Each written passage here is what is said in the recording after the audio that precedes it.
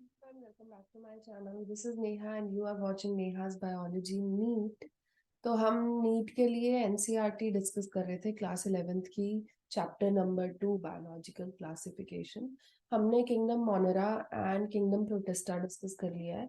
अब हम किंगडम जो आपका नेक्स्ट वाला है यानी फंजाई वो हम डिस्कस करेंगे। तो लेट्स गेट स्टार्टेड। मैं स्क्रीन शेयर कर रही हूँ। So this is what we need to discuss. तो किंगडम फंजाई में आपको पता होना चाहिए हेट्रोट्रॉफिक ही ऑर्गेनिजम्स आते हैं, आप सबको पता है। और ग्रेट डाइवर्सिटी ये शो करते हैं, चाहे मॉर्फोलॉजी के रिस्पेक्ट में हो, हैबिटेट के रिस्पेक्ट में हो, हर जगह आपको मोस्टली फंजाई मिल जाएंगे। जहाँ पे भी थोड़ा मॉइस्चर होता है, तो इन्हें मॉइस्चर चाहिए मेनली ग्रो होने के लिए। मशरूम्स जो हम खाते हैं वो फंजाई होते हैं, टोड स्टूल्स होते हैं वो भी फंजाई होते हैं। तो ये सारे फंजाई ही हैं मोस्टली। ब्रेड के ऊपर जो मोल्ड होता है, ब्रेड मोल्ड, वो भी एक फंजाई है, तो वो पता होना चाहिए आपको। इसके अलावा बहुत सारी डिजीजेस कॉज करने वाले, जैसे वीट में रस्ट कॉज करने वाला पक्सीनिया, वो भी एक फंजाई है। एंटीबायोटिक्स प्रोड्यूस करने वाला पेनिसिलियम भी एक फंजाई है। तो हर जगह होता है, बस मॉइस्चर चाहिए होता है, तो वार्म एंड ह्यूमिड कंडीशंस चाहिए होती है मेनली इसे ग्रो करने के लिए।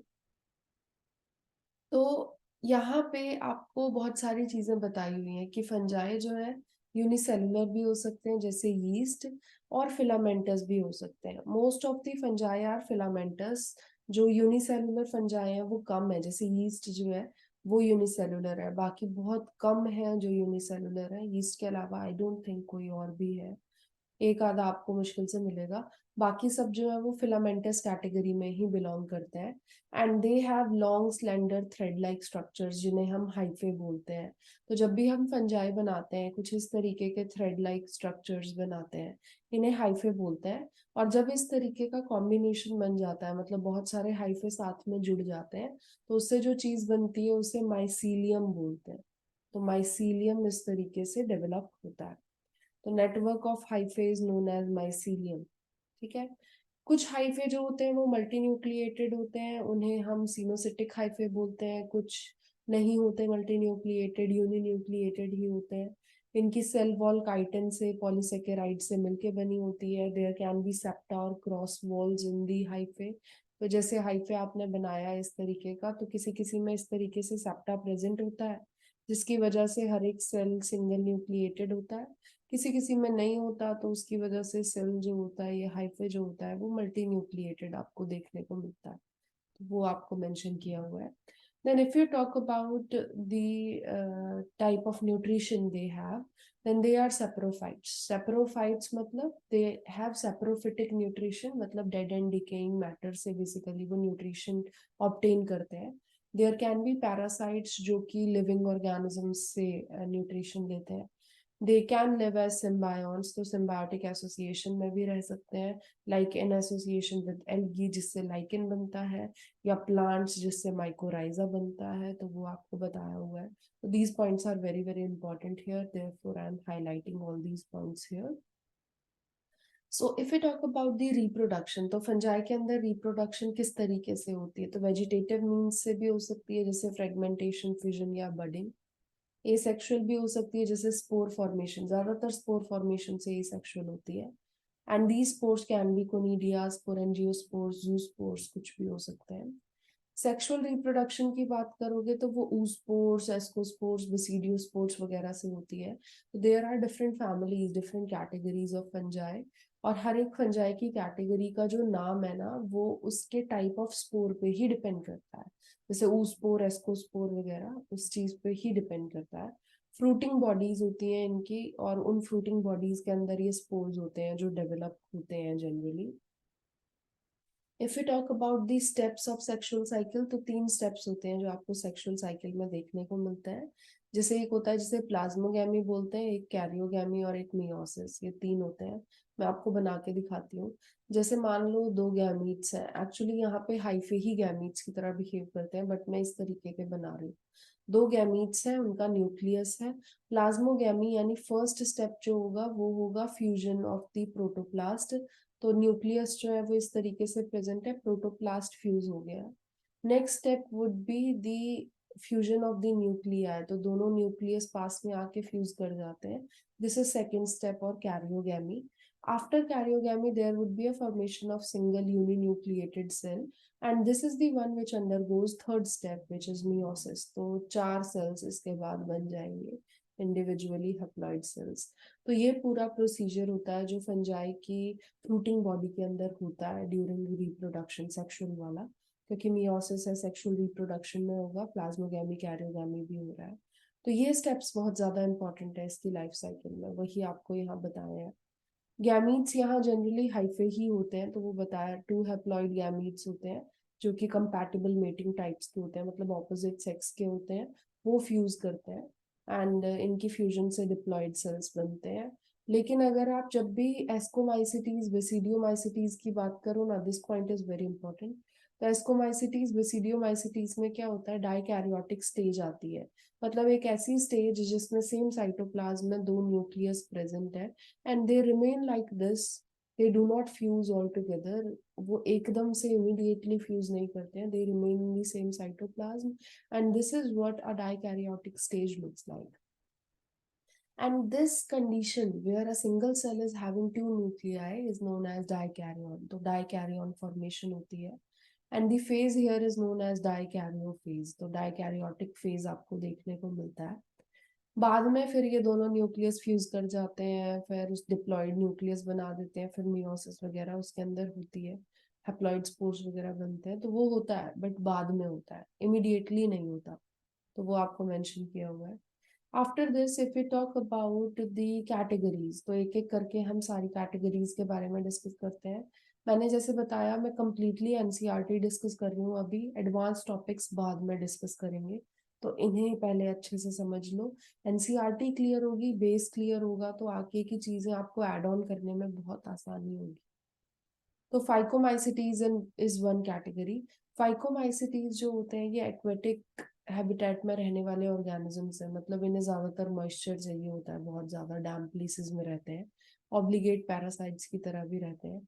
एसेप्टेट होते हैं, सीनोसिटिक होते हैं, क्योंकि सेप्टा नहीं है, क्रॉस वॉल नहीं है बीच में, तो इसीलिए ये सीनोसिटिक कैटेगरी में आते हैं, मतलब मल्टी न्यूक्लिएट कंडीशन देखने को मिलती है। एसेक्सुअल रिप्रोडक्शन यहाँ जूस्पोर्स के थ्रू होता है या ए प्लानोस्पोर्स के थ्रू होता है।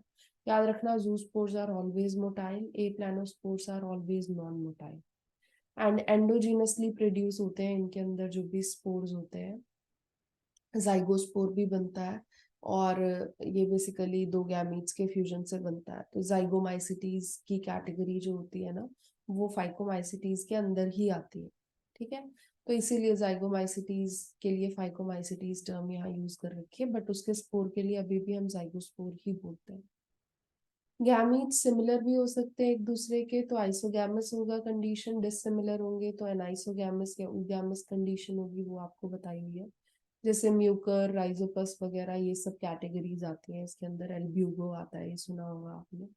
Rhizopus is the bread mould जो हम देखते हैं, ये आपको यहाँ बना के भी दिखाए हुए हैं, you can see this first one. First एक picture is basically of Mucor जो राइजोपस की तरह ही दिखता है, सेकेंड इज स्पर्जिलस, स्पर्जिलस दिखाया हुआ है, एंड थर्ड इज बेसिडियोमाइसिटीज में से मशरूम दिखाया हुआ है, अगैरिकस। फिर हम एस्कोमाइसिटीज के बारे में डिस्कस करते हैं। अब एस्कोमाइसिटीज क्या होते हैं, इन्हें सैक फंजाई बोलते हैं, क्योंकि इनके अंदर इस तरीके का एक सैक लाइक स्ट्रक्चर बनता है जिसके अंदर स्पोर्स होते हैं। इस सैक जो होता है इसे एस्कस बोला जाता है या एसआई बोला जाता है प्लूरल, तो वो होता है, उसके अंदर स्पोर्स एग्जिस्ट करते हैं, मोस्टली मल्टी सेलुलर होते हैं। पेनिसिलियम इसके अंदर आता है, यीस्ट वगैरह जो होते हैं वो एस्कोमाइसिटीज में आता है, वो यूनिसेलुलर है। सेप्रोफिटिक हो सकते हैं, डिकम्पोजर्स डिकम्पोज करने वाले हो सकते हैं, पैरासिटिक या कॉप्रोफिलस भी हो सकते हैं। कॉप्रोफिलस इज दी वन जो कि डंग वगैरह पे ग्रो करता है। ये ब्रांच्ड और सेप्टेट होते हैं, जैसे पिछले वाले जो थे अनब्रांच्ड और एसेप्टेट थे ना, ये ब्रांच्ड और सेप्टेट होते हैं। इनमें कोनिडिया प्रेजेंट होता है, कोनिडियो फोर्स पे डेवलप होता है। कैसे डेवलप होता है, तो इस तरीके का एक कोनिडियो फोर होता है, उसके ऊपर कोनिडिया प्रेजेंट होता है, ठीक है। तो this is known as conidiophore, conidiophore, और इसके ऊपर जो है ये आपको देखने को मिलते हैं, दीज आर दी स्पोर्स, तो इस तरीके से प्रेजेंट होता है। एंड कोनिडिया फिर जर्मिनेट होके माइसीलियम बना सकता है। There is formation of ascospores inside the asci या एस्कस। एस्कस जो सैक लाइक स्ट्रक्चर था उसके अंदर एस्कोस्पोर्स बनते हैं। These are always endogenously produced, क्योंकि ये सारे, जैसे मैंने पीछे डायग्राम बना के दिखाया था ना आपको ये वाला, तो अंदर बन रहे हैं, क्योंकि एस्कस के अंदर एस्कोस्पोर्स बन रहे हैं, इसीलिए इसे बोलते हैं एंडोजिनस कंडीशन। ठीक। और ascocarp is the fruiting body, तो इट इज लाइक दिस। तो आपके पास एस्कोकार्प है, एस्कोकार्प। इसके अंदर अगर आप देखोगे तो इसके अंदर है एस्कस और उसके अंदर एस्कोस्पोर्स है, ऐसी कंडीशन होती है। वो बताया है। एस्परजिलस, क्लेविसेप्स, न्यूरोस्पोरा सब इस कैटेगरी में आते हैं। न्यूरोस्पोरा जो है ना वो काफी ज्यादा जेनेटिक वर्क में यूज होता है, तो जेनेटिक्स वगैरह की स्टडी के लिए काफी ज्यादा यूज होता है, तो मॉडल ऑर्गेनिज्म की तरह यूज होता है, वो आपको बताया है। मॉरल्स और ट्रफल्स भी आते हैं इसके अंदर, वो सारे एडिबल होते हैं और इसी कैटेगरी से बिलोंग करते हैं। Next we have basidiomycetes. Basidiomycetes क्या होते हैं? They are basically mushrooms, bracket fungi, puff ball वगैरह, ये सब कैटेगरी आती है बेसिडियोमाइसिटीज में। ये जो होते हैं इनमें एक कैरेक्टरिस्टिक फीचर होता है कि इनमें रस्ट और स्मट तो आते ही हैं, वो मैंने आपको बताया। ये भी ब्रांच्ड और सेप्टेट ही होते हैं, बट इनके अंदर ना एसेक्सुअल स्पोर्स जनरली नहीं होते। Vegetative reproduction is more common, and वो भी फ्रेगमेंटेशन से, मतलब पूरा हाइफा टूट जाएगा बहुत सारे छोटे छोटे फ्रेगमेंट्स में और वो इंडिविजुअली न्यू ऑर्गेनिजम्स डेवलप करेंगे। सेक्स ऑर्गन्स भी नहीं होते इनके अंदर, ये भी याद रखना। बट प्लाज्मोगैमी वगैरह होती है, क्योंकि डिफरेंट स्ट्रेन्स के हाइफे जो होते हैं वो फ्यूज कर जाते हैं। डाइकैरियोटिक फेज होगा बेसिडियोमाइसिटीज में भी और एस्कोमाइसिटीज में भी, तो वो याद रखना है। कैरियोगैमी और मियोसिस होता है बेसिडियम के अंदर, तो यहाँ बेसिडियोकार्प, बेसिडियम, बेसिडियोस्पोर, ये सब टर्म हम यूज करते हैं। तो जैसे ये एस्कोमाइसिटीज के लिए बनाया था ना, एस्कोकार्प, फिर एस्कस, फिर एस्कोस्पोर्स, यहाँ पे जो होते हैं वो क्या होता है? बेसिडियोकार्प होता है, बेसिडियोकार्प। बेसिडियोकार्प के अंदर होता है बेसिडियम, और बेसिडियम के अंदर होते हैं बेसिडियोस्पोर्स। एक्चुअली उसके अंदर नहीं होते, उसके ऊपर होते हैं बेसिडियोस्पोर्स। क्योंकि ऊपर होते हैं इसीलिए बोला जाता है कि दीज बेसिडियोस्पोर्स आर प्रोड्यूस्ड एक्सोजिनसली, क्योंकि यहाँ इस तरीके से बनते हैं स्टॉक के ऊपर, जैसे कोनिडिया बनते हैं उस तरीके से, तो इसीलिए this is basidium, these are the basidiospores, और ये जिस स्ट्रक्चर के अंदर प्रेजेंट होंगे दैट इज बेसिडियोकार्प। एग्जाम्पल भी दे रखे हैं यहाँ आपको। अगैरिकस मशरूम आता है, अस्टिलैगोस मट फंजाई आता है, पक्सीनिया रस्ट फंजाई आता है, तो वो सारे इस कैटेगरी से बिलोंग करते हैं। The last category of fungi here is Deuteromycetes. Deuteromycetes का भी फीचर बता देती हूँ। इम्परफेक्ट फंजाई बोलते हैं क्योंकि इनके अंदर सिर्फ और सिर्फ एसेक्सुअल या वेजिटेटिव रिप्रोडक्शन होती है, सेक्सुअल नहीं होती। पहले कुछ ऑर्गेनिजम्स को, कुछ फंजाई को इस कैटेगरी में रख दिया गया था, बट बाद में पता चला कि उनके सेक्सुअल साइकिल होती है, तो उन्हें दूसरी कैटेगरीज में ट्रांसफर कर दिया गया, यहाँ से हटा के। तो यहाँ पे sexual is completely absent, that is very very important here. तो ये सिर्फ और सिर्फ एसेक्सुअल स्पोर्स बनाते हैं जो कि कोनिडिया है। सेप्टेट और ब्रांच्ड होते हैं, तो मतलब फाइकोमाइसिटीज को छोड़ के सारे सेप्टेट और ब्रांच्ड ही हैं। सेप्रोफाइट्स या पैरासाइट हो सकते हैं, ये डिकम्पोजर्स भी हो सकते हैं, मिनरल साइक्लिंग में भी हेल्प कर सकते हैं। एंड आपको यहाँ एग्जांपल भी दे रखा है, Alternaria, Colletotrichum, Trichoderma. Trichoderma skin infection cause करता है। कोलैटोट्राइकम जो होता है ये शुगर केन में एक रेड स्पॉट्स कॉज करता है। अल्टरनेरिया होता है जो कि पोटैटो में ब्लाइट कॉज करता है। तो ये सब आपको एग्जांपल्स दिए हुए हैं, तो वो आपको यहाँ कंप्लीटली याद रखना है कि क्या चीज हो रही है। ठीक है, ड्यूट्रोमाइसिटीज में ये पॉइंट जरूर लिख लेना, यहाँ परफेक्टली लिखा नहीं है, यहाँ sexual cycle is completely absent. ठीक है, तो ये कुछ फीचर्स हैं। मैं जानबूझ के एनसीईआरटी से पढ़ा रही हूँ ताकि आप ये सारी चीजें जैसे मैं लिख रही हूँ वैसे आप लिख सको, आपके बहुत बहुत ज्यादा काम आएंगी। इसके बाद हमें प्लांटी किंगडम और एनिमेलिया किंगडम दिया हुआ है, वो मैं डिस्कस नहीं करूंगी क्योंकि उनके लिए अलग चैप्टर्स हैं, यहाँ कुछ भी नहीं दे रखा उनके बारे में। तो अलग चैप्टर्स हैं, वही हम डिस्कस करेंगे। तो you can skip kingdom Plantae and kingdom animalia from this chapter and read from the other chapters जो कि मेनली इन्हीं के लिए है। तो वायरसेस वायरॉइड वाला टॉपिक है जो हम नेक्स्ट टाइम डिस्कस करेंगे। तो वायरसेस वायरॉइड्स वगैरह क्या होते हैं ये सब डिस्कस करके हम इस चैप्टर को खत्म कर लेंगे, ठीक है।